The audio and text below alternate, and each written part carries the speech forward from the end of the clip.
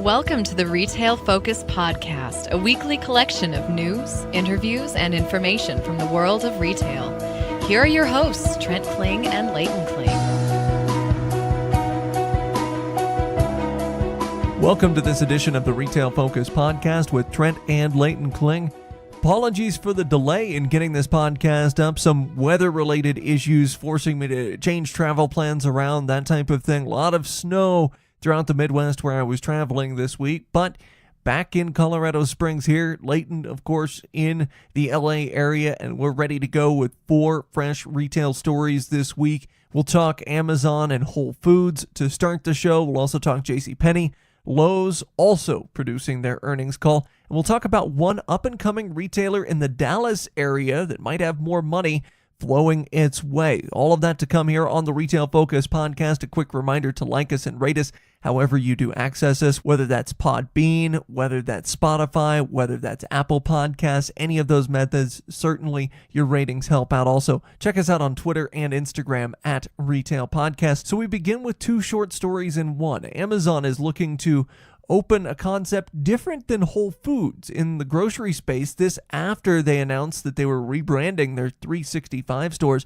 And then Gap, meanwhile, is looking to spin off the Old Navy brand. First, we'll talk about Amazon. Now, Amazon, as we know, has done quite a bit to Whole Foods since acquiring the once publicly traded grocery chain. Much of what they've done, however, has not spurred on higher sales. It's been done with cost cutting in mind and also trying to spur on traffic, which we haven't seen. Whole Foods still extremely popular, but arguably doesn't compete well against less costly conventional grocery stores. Think the likes of Walmart and Kroger and Amazon. In order to combat this somewhat, they're trying a new model out when it comes to Whole Foods. Yeah, there's a lot of details that we have yet to really see and that are yet to be disclosed by Amazon employees. And I think this is going to be an interesting move for Amazon. And I think there's a lot of reasons why they might go into this space. One reason is that many people are slow to be adopting the only Whole Foods model, and that they're less interested in just buying all organic items and are still going to Kroger, Walmart, and say Target for some of their conventional items. You think of offerings in their homes such as cereal, sweets, frozen foods for the family. I think that's an important distinction between what Amazon has in Whole Foods versus this new model. And a lot of the details are a little murky, but for good reason. A lot of the times, if Amazon waits to produce all of the details, you can create some sort of a media buzz a little bit bigger than you would see in a typical grand opening scenario. So while the details are limited, we do have evidence that Amazon has identified a potential sweet spot in terms of product selection that many other defunct grocery chains have actually tried out in recent years, basically having a smaller footprint, so less sales floor space, for instance, and to try to create a natural selection, an organic selection, and a conventional selection. But from what we could tell, they are going to be more focused on price, which, by the way, has obviously been the main bad point, the main negative point for Whole Foods in recent years. People saying that one cart of grocery items is extremely expensive compared to one cart at a Walmart. So they're trying to eye in on that niche. And I think what they are trying to do also, again, reportedly, because Amazon won't go into comment here, is to have a model be a little bit larger than Amazon Go stores, but is still more conventional in nature in terms of the checkout scenario, like Whole Foods. However, it is noted that some people are saying that they are going to be adopting some of that Amazon Go technology, which is very prevalent in those stores in Washington State.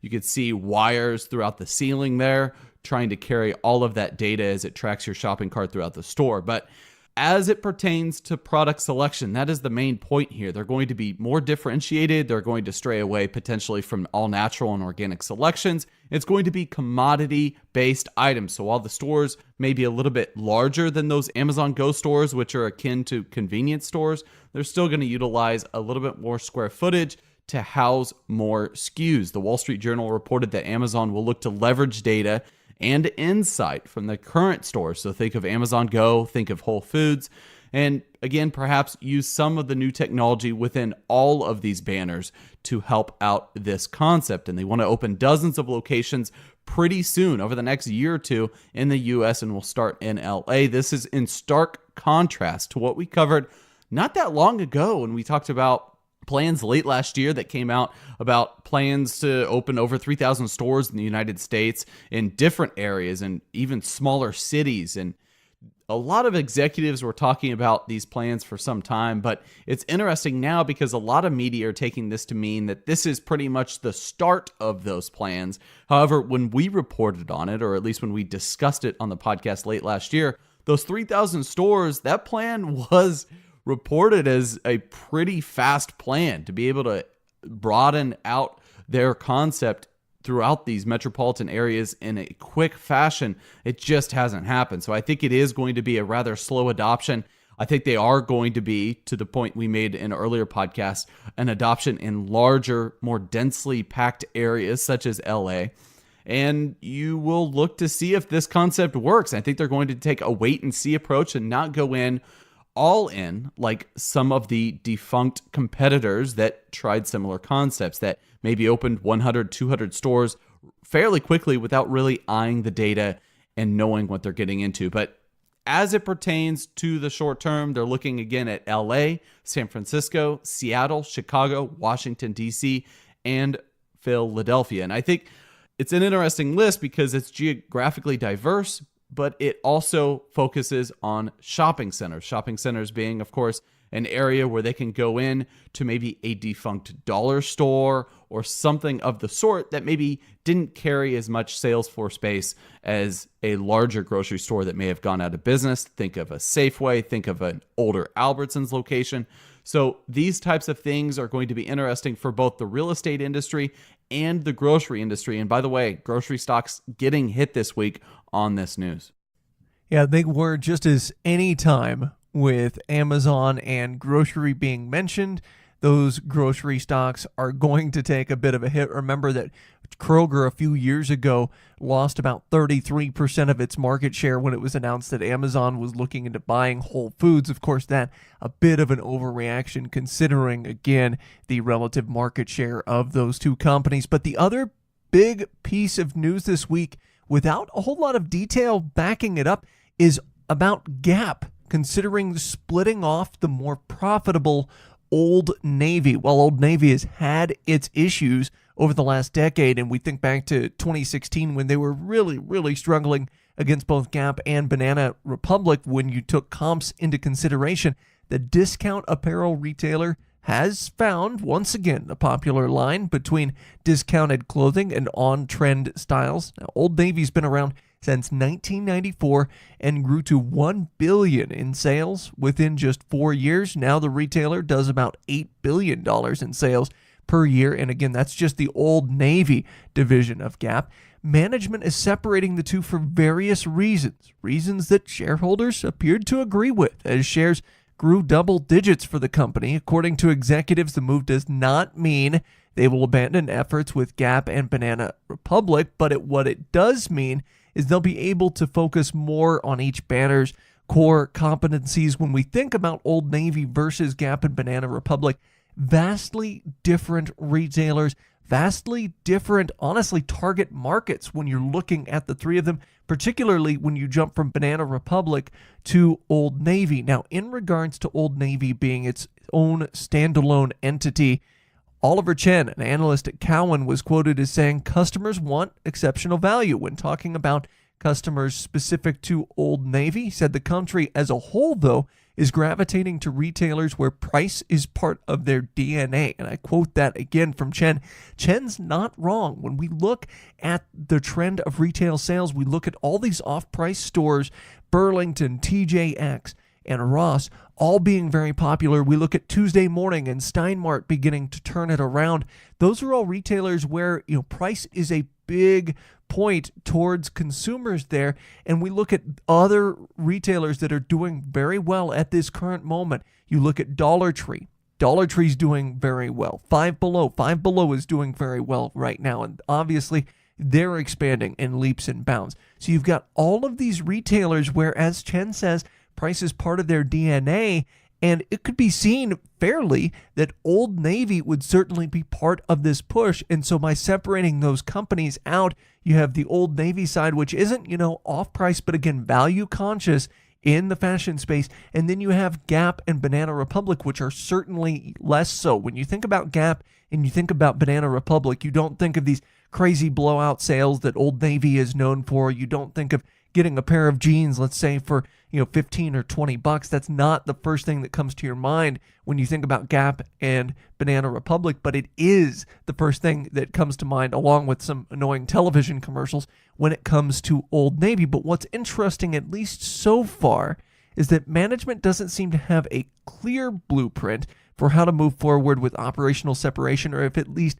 they have one, they haven't released that to shareholders yet. Also, there will be some managers staying with Gap and some that will be going with the new Old Navy. All of those are details yet to be ironed out. But one thing that's for sure is both will continue to share shopper data. They'll most likely need an agreement, since they'll be two separate companies, in order to do so. But ultimately, at this point, it's unclear to us what the more successful Old Navy could use from Gap. And a couple of years ago, it was Gap and Banana Republic outpacing Old Navy. Now it's back to the other way around. But again, wouldn't hurt to establish this type of relationship. The more data you have, even if you can't use some of it, typically the better it is. But again, this, like the Amazon story that Leighton was talking about, one that we'll be sure to follow up on here over the next couple of months on the podcast. Well, we switch gears a little bit to the department store industry, where JCPenney's stock rose this week 22%. This happened on Thursday on better than expected results and better than expected projected cash flow. There was a lot to take in just now, and we'll get into the numbers here. But first, we look into the history of JCPenney, something I don't think we've done, Trent, yet to this point. But their first store opened in 1902. It reached $1 billion in annual sales at the 1951 point. So in 1951, they had $1 billion in annual sales. Fast forward to now, Trent, $3.67 billion. However, that number has been decreasing year over year for the past several years. So the company, you could say, has already passed its prime. However, JCPenney, again, operational efficiency is going to be sort of a benchmark for success going forward. And I think a lot of people are excited about those cash flow metrics, but JCPenney as a stock, ticker JCP, is still way off over the past couple of years. They've struggled mightily, and I think it's for a number of reasons, a number of very valid reasons. If you're a shareholder like myself, sadly, full disclosure, I've been in the stock since about the $4.50 price point, where I thought that was pretty much the bottom for the company. I was wrong.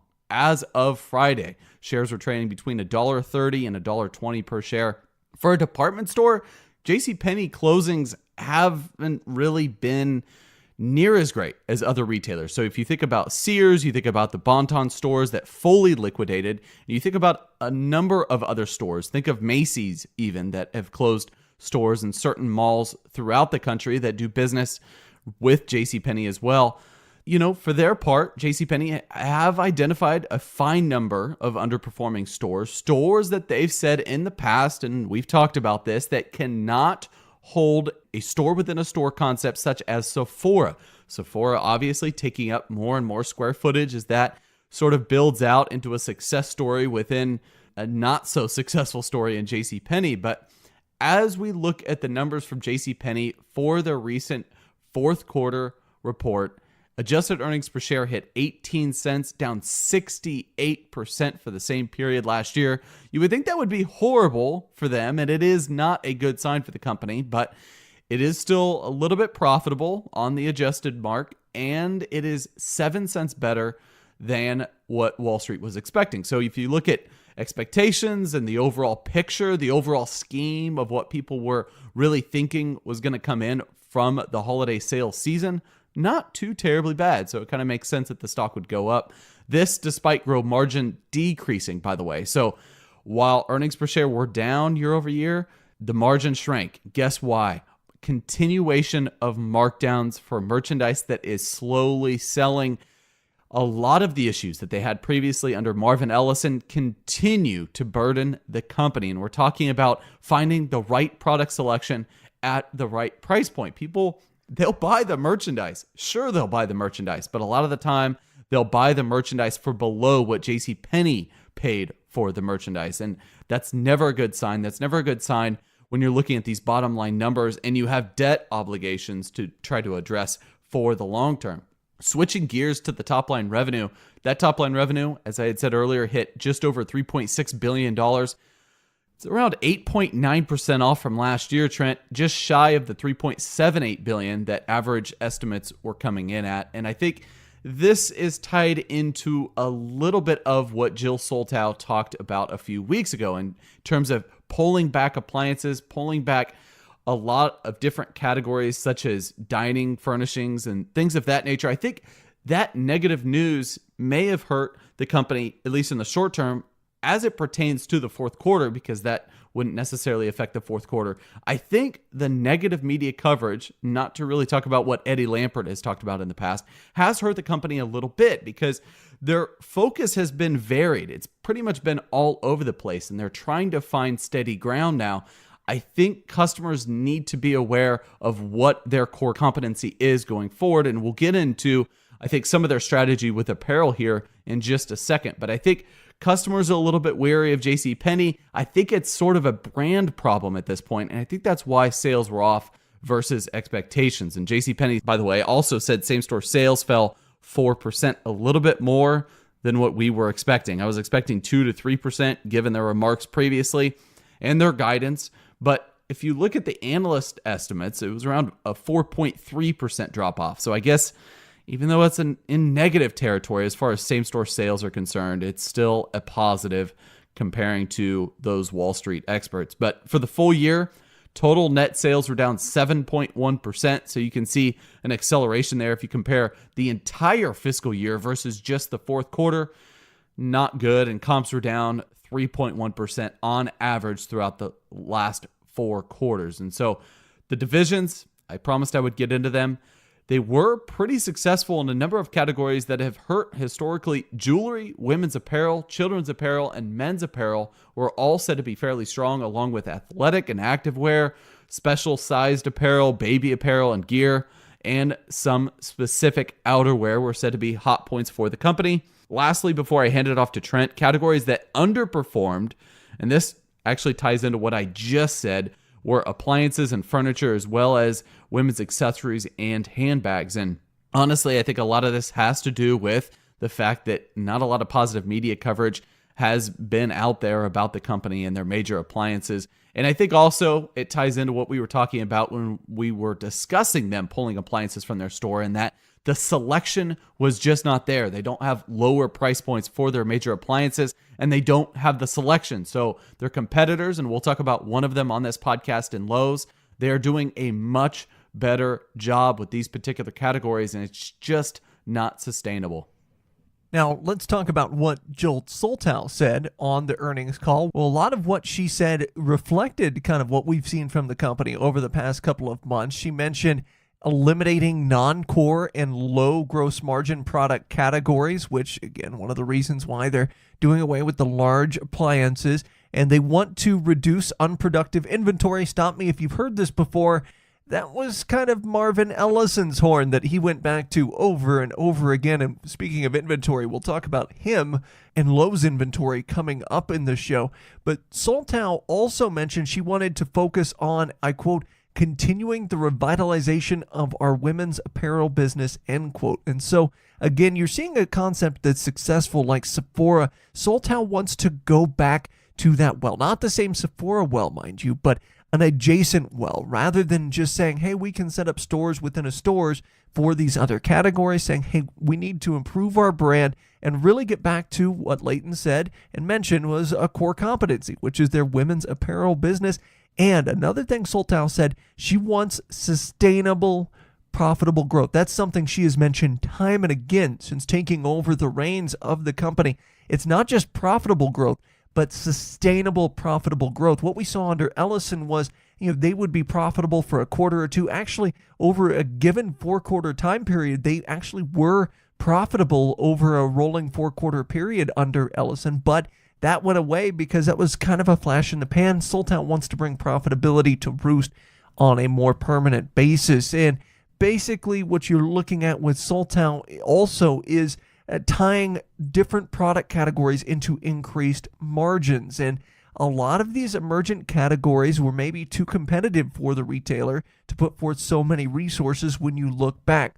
ultimately, the recurring theme with Soltow on this call was the speed in which she feels the company should move for JCPenney to truly achieve its long-term goals. To this point, management feels like the progress they've made is extremely noticeable, although, again, you look at same-store sales going down 4%, and you say, well, how noticeable can that really be? But they have reduced inventory levels by 13% year over year, and keep in mind, too, that Ellison had mentioned constantly, hey, we're trimming inventory, and you saw that in the balance sheet, but here you see inventory levels going down by another 13%. They want to do even better going forward in 2019, even though that may require some of that clearance action that'll erode margins in the short term. But what we'd really like to hear is the fact that Soltow has continued to have a dialogue with store personnel and management, and honestly, I think this might have been something that was missing under Ellison, because we've heard again from Lowe's employees and those in the know at Lowe's that that's a disconnect that Ellison has had so far in his tenure there, was this dialogue with store personnel and management. Here's Soltow noting that urgency for change starts with the ground level employee, and it's great to have someone acknowledge that. So often you get on an earnings call and these CEOs or these people that are very high up in an organization talk about initiative this and initiative that. Ultimately, how do you implement it at the ground level? Because that is what's going to affect your brand. Customers, most of them at least, aren't going to be on an earnings call getting hyped up based on what the CEO is saying. Customers are going to notice what's happening at the ground level. One of the examples I use in this case is actually out of the department store realm, but in the grocery store realm. Safeway has an initiative that's called the Threes a Crowd Initiative, and it's something that the corporate level has talked about a lot, saying, hey, we're working to provide better service in the front end through our Threes a Crowd Initiative, basically making sure that there's no more than 3 people in a line at a Safeway. Well, of the Safeways that I've been to in the past year, I've counted 16 different Safeway visits over the last 12 months.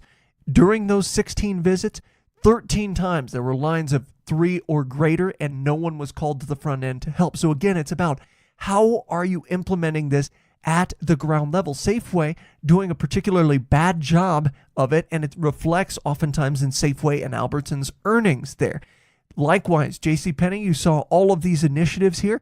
Well, were they truly bringing in personnel that knew something about the appliances? Were they training personnel about the appliances? We saw the signage, we saw all of that, but were they truly applying it at the ground level? That's the question that needs to be asked, and that's something that Soltow has hammered home here, is that a culture shift has to happen at the ground level for the company to head into the right direction. And to that end, they announced a new chief merchant position with Michelle Lowe, who most recently served as a senior vice president of merchandising over a multi-billion-dollar apparel and accessories business for no less than Target Corporation. She was responsible there for all aspects of strategy and implementation of the apparel and accessories remodel program in 2018 for Target.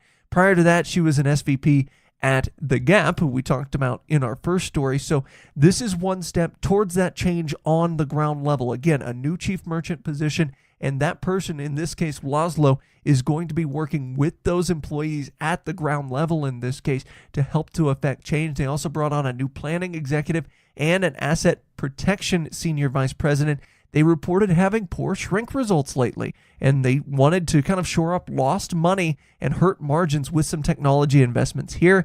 Asset protection and bringing on a new SVP for that, certainly one would think that would help them out. And data leverage, finally, will also be for what management labels strong strategic decisions. Nothing new there, of course. When they were talking about data on the call, it reminds you of 100 other companies talking about data on the call. With JCPenney, though, their focus, product selection and assortment more than anything for those dastardly inventory levels and trying to get them in check.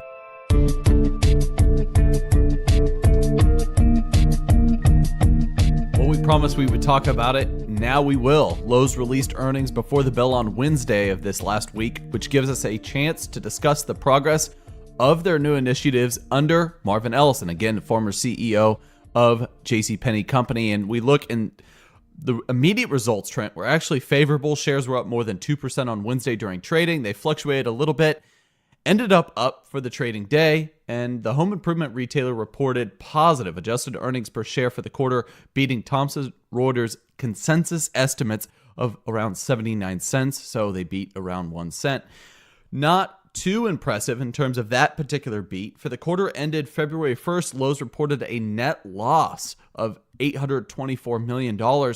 So if you look at the actual absolute amount of net income, it was negative, or around $1.03 per share, compared with net income of positive $554 million last year. And so you have to answer why. Why is it $824 million in the black? Well, the reason being is they had $1.6 billion in pre-tax charges, one being $952 million that was tied to a goodwill impairment that we actually discussed in passing on the podcast not too long ago with their business in Canada. They've been having issues there, and we think there's a huge potential in Canada, but they just have not been operating at a high level there. And so I think there's going to be a little bit of softness in their business going forward in Canada. And they sort of alluded to that too. If you go through the earnings transcript, Canada was mentioned more times than it had been in the past as far as housing softness and overall consumer sentiment.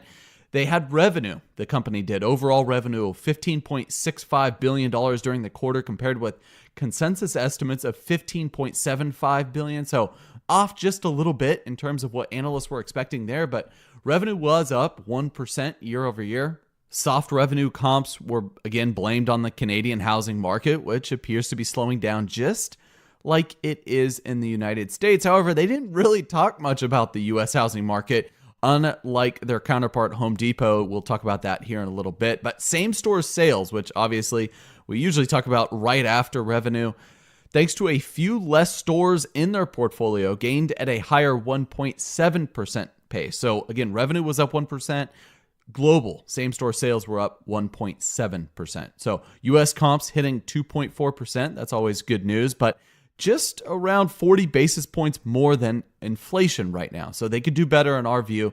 Modest online comp growth as well at around 11% in the face of several server outages that have been reported at busier holiday shopping season times around Black Friday and around other periods. And we were scratching our head there because this is something that they have to get right. They have to get, and we can't dwell on the past, certainly, but we can use historical information to know what to expect going forward. And I think that they should expect double-digit online traffic increases for 2019 or for calendar year 2019. And I think it's stupid almost of any retailer such as Lowe's or any other retailer that does a massive amount of business to not really be as prepared as humanly possible for that surge in traffic. And we all know that even Amazon has problems time to time whenever there's a particular surge in traffic, or during Amazon Prime Day, for instance, they had a few glitches last year that were reported.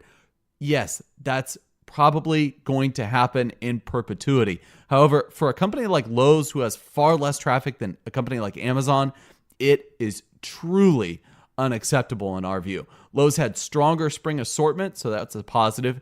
Those results helped normalize some softer categories that they talked about during the call. Some positive comps in around 8 of 11 total product categories, and these are categories that we typically always break down.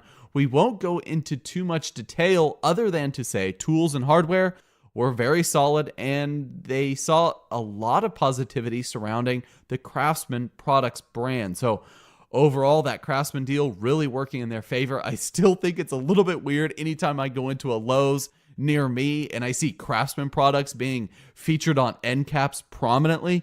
I think back to Sears and how crazy it must be for the people that had either worked at Sears or were merchandisers for Sears to see those Craftsman products in one of the largest home improvement retailers now in the U.S. But CEO Marvin Ellison says despite the softness in Canada that I mentioned, that, and I quote, U.S. macroeconomic fundamentals should remain sound for 2019. So Trent, basically what he's saying is, despite everything that you guys are seeing in terms of analysts and investors for this latest quarterly report, the future is bright. Yeah, and he also mentioned both on the call and later with CNBC that the consumer has a healthy balance sheet. They think that's going to parlay itself well at Lowe's. Leighton, I want to get back to the categories that you mentioned did well. I think a lot of people looked at the Craftsman as being part of it. Certainly, a lot of people looked at lawn and garden appliances. But if you were on the call, and I was actually on the call when they were going through some of these categories, the most mentioned category was actually paint. And the reason was, it's not because paint is necessarily making the biggest impact on the bottom line. The reason they focused on paint so much on the earnings call is it was marked as an area that needed a lot of improvement when Marvin Ellison took over.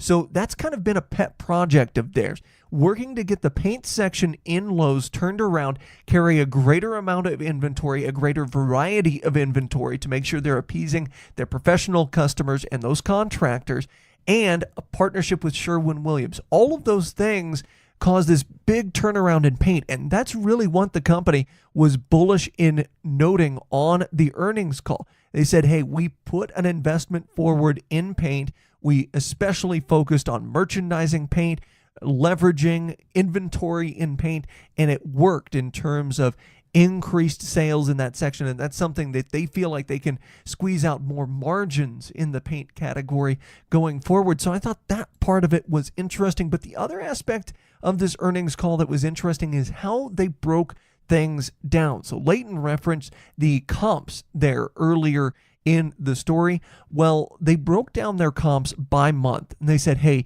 November, December, we struggled, for lack of a better term, just 0.3% company-wide.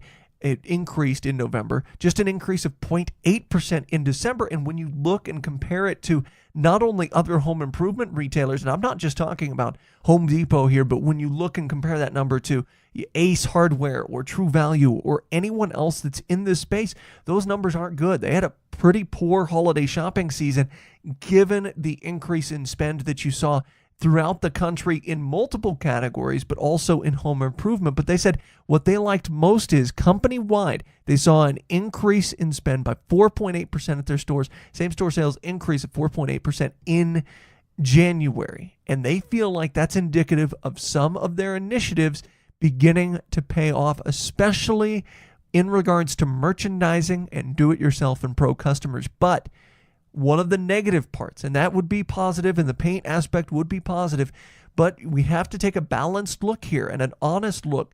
Their comp transactions over the same quarter a year ago were down 0.6%. Comp average ticket, however, was up 2.3%. And ticket size, when you break it down by ticket sizes under $50, those were actually down. Those transactions were down 0.3%. Where you saw the increase in transactions in ticket size, that was transactions over $500. Those increased 3.6%. You might be wondering why that is. Typically, too, you might say, well, that might be good that they don't have as many of those smaller purchases because they're driving those bigger purchases. Well, the reality of it is a lot of those increases in sales over $500 come from the Lowe's Pro Services division, which performed above the company average throughout the course of the quarter. It's not coming from the website. It's not coming necessarily from habitual consumption. It's not that they're selling that many more appliances, although that particular category was up. The reality of it is a lot of those positive sales are from Lowe's Pro Services. And in terms of the company as a whole, you think, well, that's a positive thing. And certainly that dovetails with what we're seeing with people reinvesting into their homes, using contractors coming back and using Lowe's. The only problem is Lowe's Pro Services are being outpaced by Home Depot's professional services on their end. And also one thing that I didn't necessarily like from the call in terms of a number was their sales growth digitally. Lowes.com saw sales growth of 11%, which again is a good number. You'd rather have that than a negative number. But when you look at competitors, when you look at other players in the space, and more importantly, when you look at e-commerce as a whole, 11% just isn't going to cut it for a company that is still making these digital investments and still trying to get people in the habit of buying online and picking up in the store. So when you see these sales not really moving as much as their competitors have it moving, that gives you cause for concern. So I think it's a matter of positivity in terms of potentially having some room for improvement and seeing improvement in categories like paint where they've invested in. But also you kind of worry about their balance sheet going forward because the company has promised to invest more in tech and hiring 65,000 more people. We've seen their hiring yo-yo all over the places. They've dropped jobs over the last couple of years in batches. They've hired more people, but they want to hire more people, especially with an eye towards growing their tech. So again, how is that going to affect their balance sheet here? When they adjusted for different one-time expenditures, their operating margin grew over last year.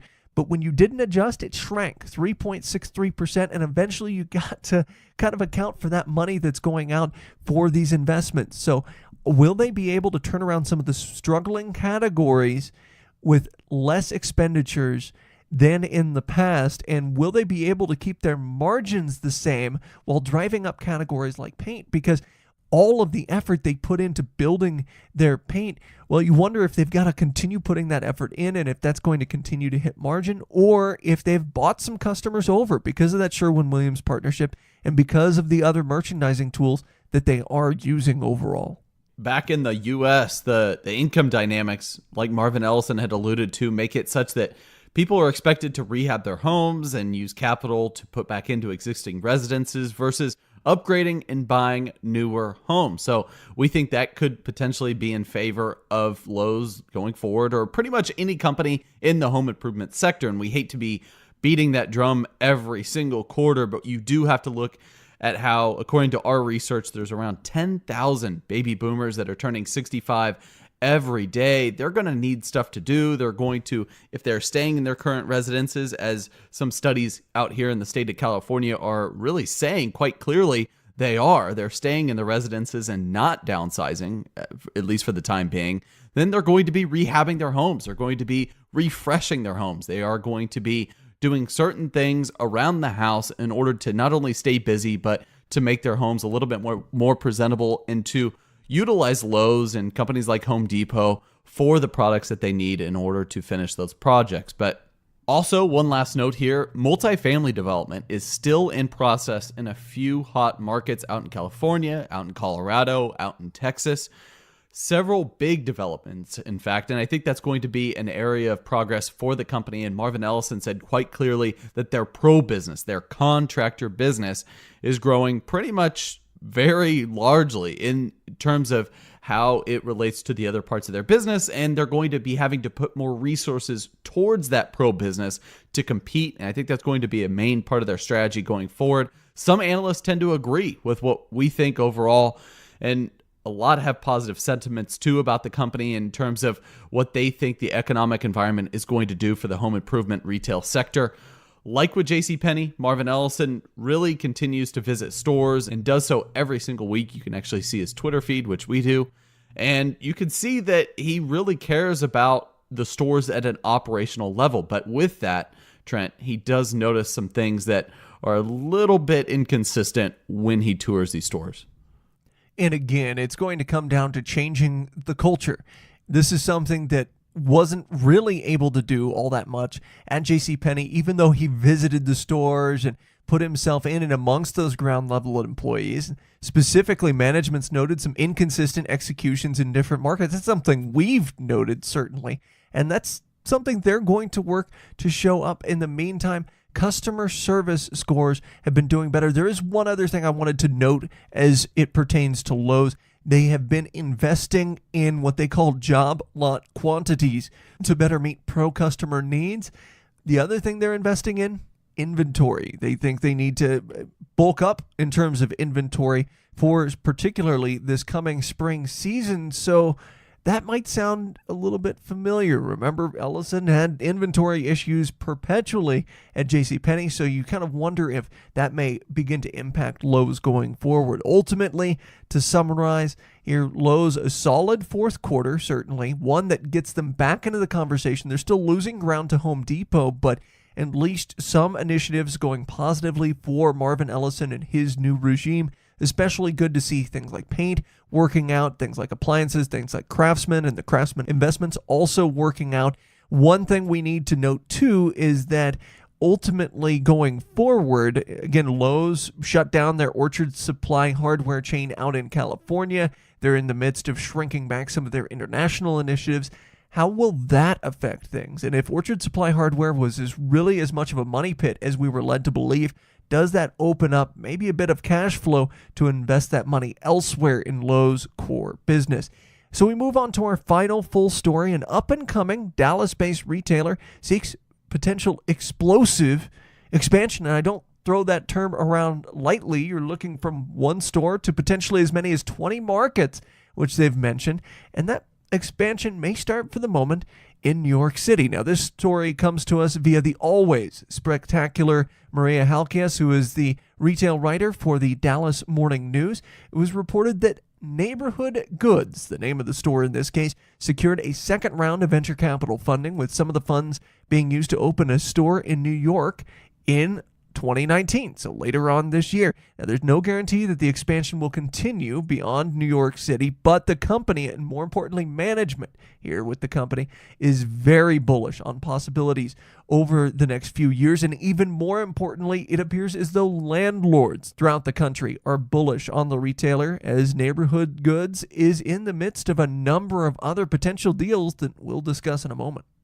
But first, we have to look into to see what Neighborhood Goods is. The concept is fairly young, at least as far as their brick and mortar presence is concerned. They first opened their first location in the A-Class Legacy West in Plano, Texas, in November of 2018, after creating the company in the spring of 2018. And early returns are positive, and most importantly, the company leadership says their first 4 months in the brick and mortar setting has attracted interest from a number of suppliers. Their current footprint is about 14,000 square feet, which includes a restaurant centerpiece. For comparison, this is roughly the size of a Dollar General, or a larger Dollar General, or a larger Five Below. The larger company concept has to do with bringing online only or lifestyle brands into the brick and mortar space.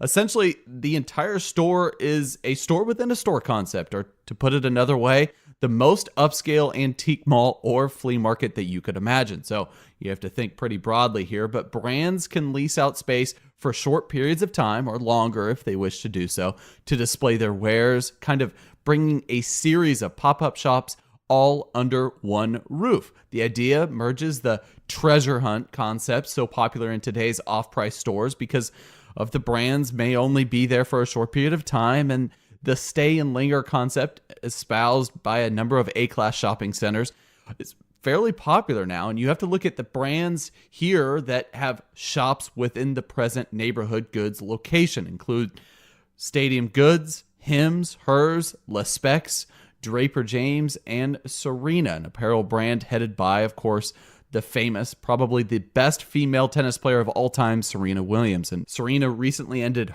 their run to be replaced by Hook and Albert. Now, for this story, Halkias reported that Neighborhood Goods raised around $8.8 million in this latest round of funding.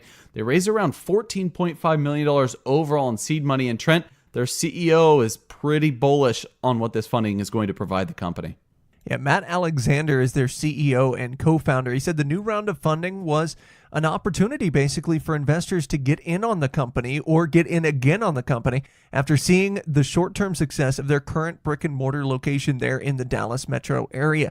He also mentioned the cash as kind of a way to accelerate their expansion plans, allowing them to cut into that new market in 2019, which would be, in theory, New York City. And that's kind of the hope going forward. Alexander said they do have 6 or 7 markets directly in the pipeline overall, but New York City is the fastest moving of them. He also noted that they aren't disclosing the exact location they're working on as yet, which is pretty common for real estate deals that are in this stage. But he said that there are exciting and unique, and I quote that, exciting and unique opportunities in other areas of the city that Neighborhood Goods feels are underexplored from a real estate standpoint. If unexplored here is the theme, we should probably be able to rule out most of Manhattan and a good portion of Brooklyn as well as a likely landing spot for their new store. But aside from the New York City location, perhaps the noteworthy parts of this story, or the more noteworthy parts of this story,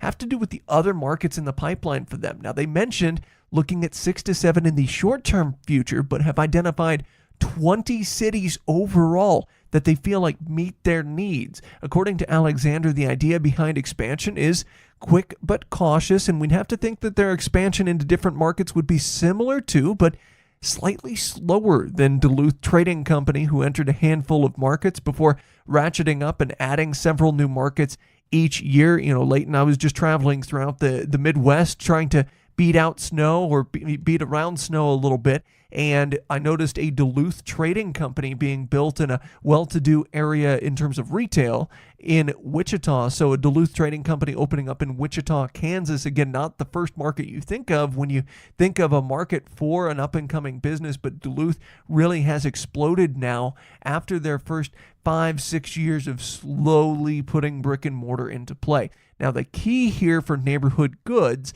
may be that interest in their business from real estate developers has been quoted as being high, and this may provide them long-term leverage in lease negotiations if they are truly as in demand as the company seems to indicate. If it's something that landlords want on their property, of course, Neighborhood Goods is going to have that leverage in lease negotiations, maybe be able to negotiate more favorable leases, probably not in a place such as New York or San Francisco, but maybe in some other markets that are around, beyond just those top 2 or 3 retail markets in the U.S. Now, overall, taking this as a whole, this appears to be a solid concept, or at least a sought-after one on the part of both customers and landlords. However, our concern is that this is a concept that would be very easy for an existing retail powerhouse, see Amazon, for example, to replicate and build out. Because really here you're just looking at real estate and then you're looking at infrastructure for your company.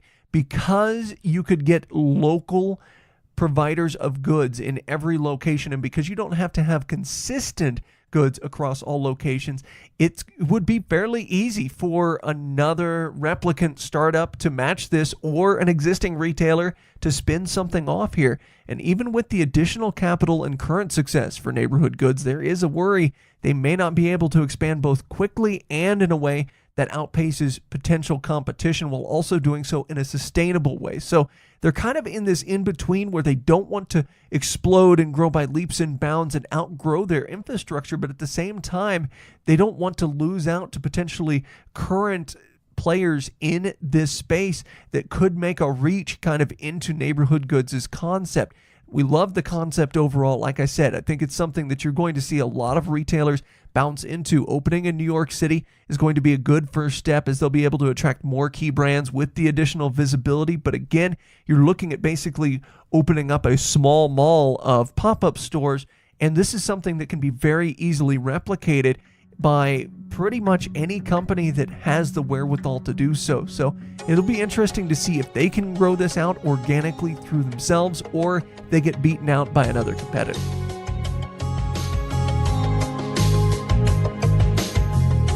As always, we may have a position in or against companies we discuss on the podcast. Do not invest in stocks solely on the input of the podcast hosts.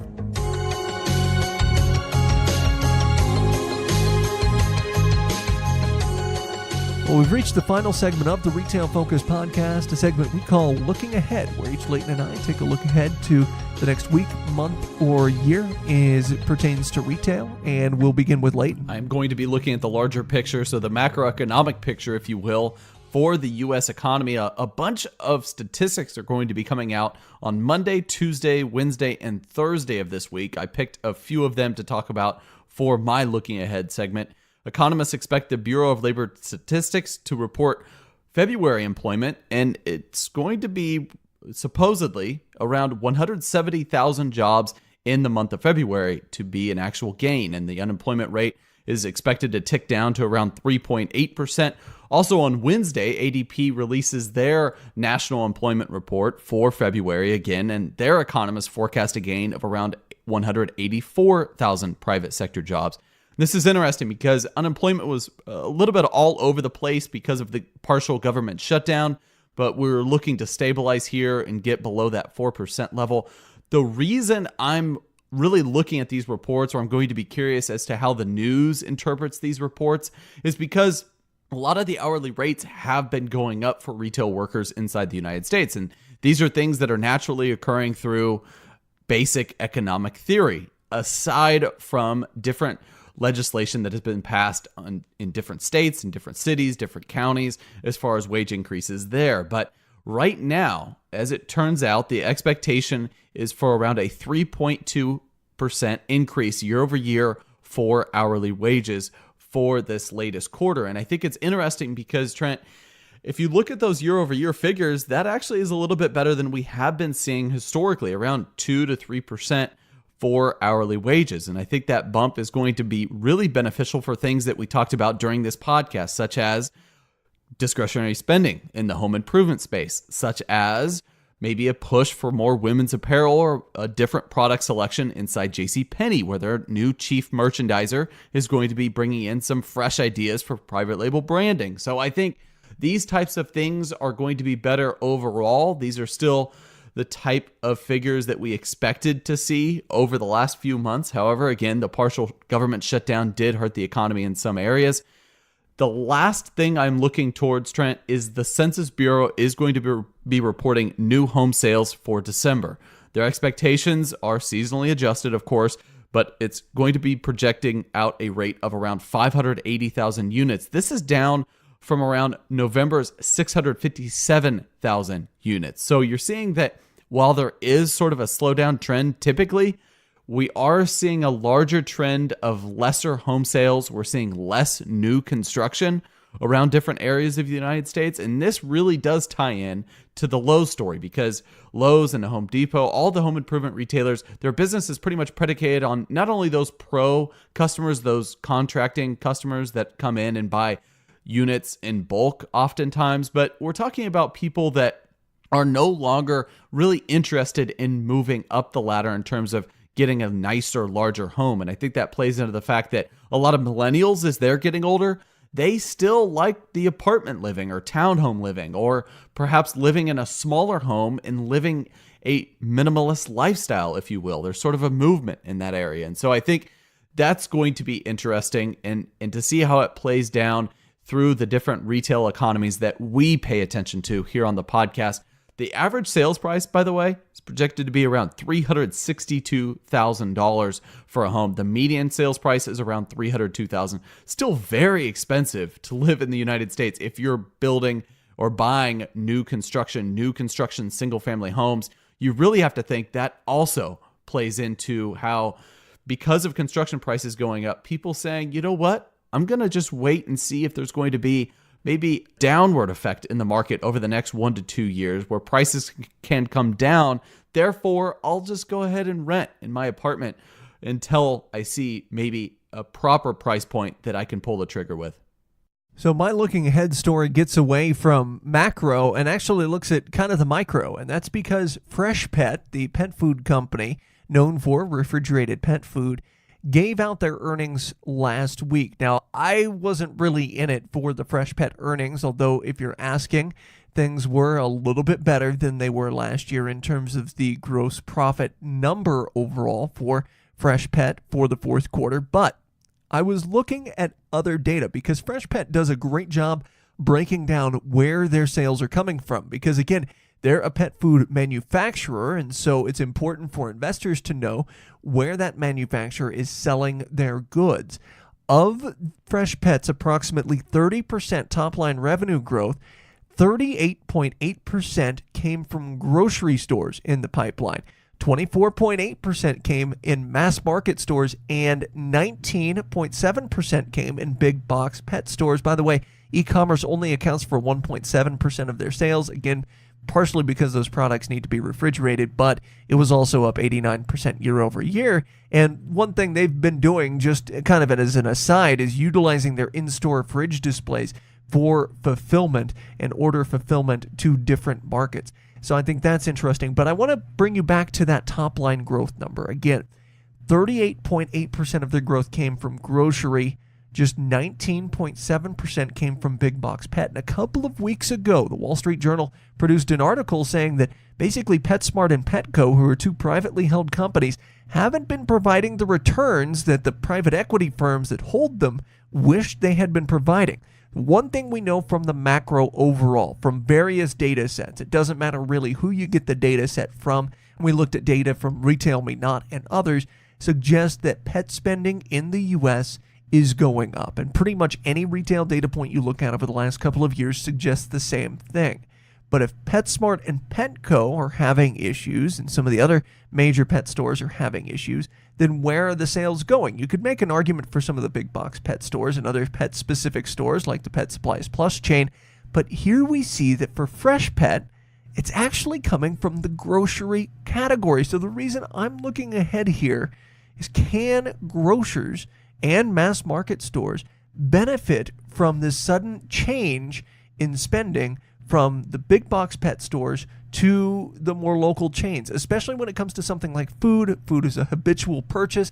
This is something, especially since it's refrigerated food, that Chewy, at least not yet, can't compete with. So will more grocery store retailers kind of amp up their fresh pet offerings, knowing that people are spending more on pets? If you go to a grocery store, you're likely to see those fresh pet displays in the pet food section. Is this something that grocery stores can capitalize on? And not just pet food, can they create habitual consumption outside of this one category, almost as a convenience play? So can they increase sales on toys? Can they increase sales on medications? That type of thing when it comes to pets. If they can, long term, obviously, it's going to be great for grocery stores. But in terms of the big box pet stores, they have got to do something other than just offering a grooming and medical center for pets that differentiate themselves if that shift is going to happen. Well, that'll do it for us here on the Retail Focus podcast. Again, apologies for the late